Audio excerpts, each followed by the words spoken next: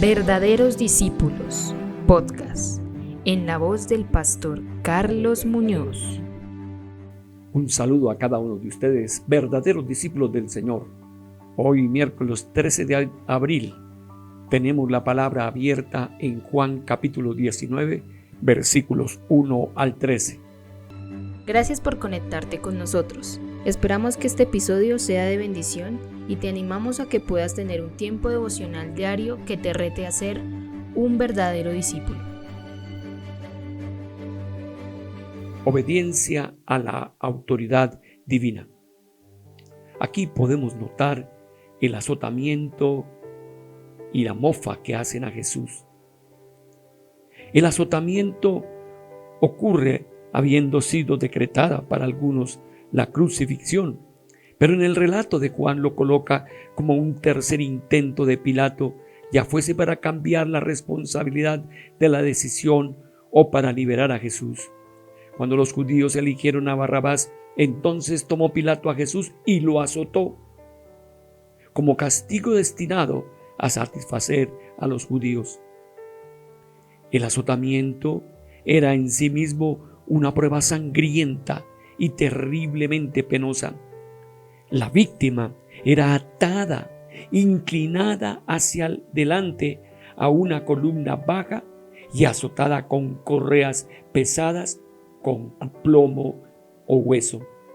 Pilato cometió un error fatal en esta acción, como lo comentan todos los que solo usan lo que conviene como fundamento para los juicios morales. Él mismo estaba convencido de la perfecta inocencia de Jesús, aunque sin embargo parecía por su acto decirles a los demandantes sacerdotes y oficiales que Jesús era merecedor de algún castigo. Los judíos habían ganado su partida, la más pequeña claudicación con el cual es también el comienzo del pleno rendimiento a todas sus exigencias. Lo que sucedió enseguida fue un brutal juego de la soldadesca. Los soldados entretejieron una corona de espinas, ataron espinas en una corona y la pusieron sobre su cabeza y le vistieron con un manto de púrpura, probablemente un capote militar rojo como el usado por los oficiales romanos. Habían dado a Jesús una apariencia tan burlesca y miserable como la perversa imaginación de ellos que podía concebir, y se presentaron en forma reglamentaria con un ave: «Salve, Rey de los judíos». Entonces le daban bofeteadas, exhibiendo la endurecida crueldad tan típica de los soldados antiguos. Mientras seguía la burla, Pilato volvió a salir y anunció a los judíos: «Mirad, os traigo fuera para que entendáis que ningún delito hallo en él». Y en eso salió Jesús, llevando la corona de espinas y el manto de púrpura.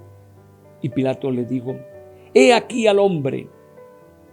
Puede haber sido la esperanza de Pilato de que la apariencia de Jesús con el ropaje de la burla mostraría cuán necia era en realidad la acusación de conspiración. Con la expresión «he aquí el hombre», puede haber querido decir: vean a este pobre individuo. Pero MacGregor arguye que Pilato pretendió despreciar a Jesús llamándole la criatura. A la vez admite que el artículo definido concede dignidad y sugiere que la palabra de Pilato constituye una profecía inconsciente de la singularidad de Jesús. Aquí está el hombre, el Hijo del Hombre, el hombre por excelencia se ha predicho por los profetas. Si MacGregor está en lo cierto, entonces su título de escarnio y menosprecio, nacido de un corazón perverso como de Pilato, de una mente completamente incapaz de reconocer la verdad. Pero ni aun la vista del inmaculado Jesús vestido ridículamente y llevando una corona de espinas sirvió para conmover a los principales sacerdotes y los alguaciles hacia una disposición conciliatoria, Antes bien dieron voces gritando desaforadamente: crucifícale, crucifícale. Aunque la demanda a que fuera crucificado ya había sido aludida, ahora por primera vez era gritada. Estos hombres no querían satisfechos en nada menos que quitarle la vida a Jesús y hacerlo por la crucifixión. La respuesta de Pilato fue a la vez una burla para los judíos y una afirmación de que él creía en la inocencia de Jesús. Tomadle vosotros y crucificarle. En un arranque de exasperación, él desafía a los judíos a sobrepasar sus poderes y a realizar la crucifixión por sus propias manos. Crucificadlo si os atrevéis. Por tercera vez Pilato declaró inocente a Jesús. No, yo no hallo delito en él. Hopkins observa: tanto Pilato como los judíos eran testigos inconscientes de la verdad cristiana. Pilato proclama la pureza de Jesús y los judíos declaran su muerte como el cumplimiento de la ley. Al oírlo, los judíos introdujeron una nueva acusación, ya que Pilato no quería asentir el cargo de sedición que lo haría asunto político. El asunto tendría que ser llevado a cabo sobre fundamento religioso. Nosotros tenemos una ley y según nuestra ley debe morir. Y la ley aludida era: el que blasfemare el nombre de Jehová, Yahweh, ya he de ser muerto. Toda la congregación lo apedreará. Levítico 24:16. Y su acusación, porque se hizo a sí mismo hijo de Dios, sin duda era inteligible para Pilato, pues la expresión hijo divino era comprendida en diversas maneras en el mundo romano helenístico de la época. Westcott observa que la ausencia del artículo en griego fija la atención sobre el carácter de la naturaleza que se aduce, hijo de Dios, como distinguida de la personalidad especial. Cuando Pilato oyó decir esto, tuvo más miedo o temió superficiosamente. Como dice MacGregor, Pilato ahora está preso por ese temor supersticioso que tan a menudo hace presa del escéptico. ¿Era posible que él hubiera menospreciado ignominiosamente a uno que en algunos sentidos había sido enviado por la deidad nacional? Ahora, impelido por temor, no de los judíos, sino de una presencia incierta, Pilato entró otra vez en el pretorio y dijo a Jesús: ¿de dónde eres tú? Y su pregunta no implica el origen nacional o geográfico de Jesús. Él sabía que Jesús era judío y de Galilea, mas Jesús no le respondió nada. Alguien ha dicho que Jesús estaba físicamente incapacitado para responder a causa de la prueba de su suplicio, pero esa posición es insostenible al tener en cuenta que en algunas ocasiones Jesús guardó silencio ante los acusadores antes de su castigo. Bernard comenta su negación a contestar preguntas que no le eran hechas con sinceridad, sino por más mera curiosidad y con el propósito de hacerle caer en una admisión peligrosa. Es explicable sobre bases morales. En realidad, la dignidad de su silencio ante sus acusadores no necesita exposición. El silencio digno de Jesús irritó a Pilato. ¿A mí no me hablas?, preguntó indignado. El orden literal de las palabras y traducciones «a mí no me estás contestando», haciendo énfasis en «a mí». ¿No sabe que tengo autoridad para crucificarte o que tengo autoridad para soltarte? No hay nada más crasadamente presuntuoso que la ignorancia moral. Es como si la hormiga dijera al elefante: «Hazte a un lado si no quieres que te aplaste con mi pie». Para poner a Pilato en su lugar, respondió Jesús: «Ninguna autoridad tendrías conmigo si no te fuese dada de arriba». La palabra autoridad es exousia, que significa libertad o poder para actuar, derecho para tener autoridad. El derecho de Pilato para ejercer autoridad era derivado, no inherente. El gobierno humano solo es válido con la expresión de la voluntad divina. Bernard dice: no es el poder arbitrario que puede ser ejercido caprichosamente sin culpa moral. Comparando a Jesús y Pilato en este respecto, Strass dice, Jesús hace más que afirmar su origen y poder divino. Él lo asume. En agudo contraste, Pilato menciona su poder. Y Jesús introduce aquí una nueva figura en el cuadro, por lo que él al que a mí me ha entregado mayor pecado tiene. ¿Y de quién hablaba Jesús?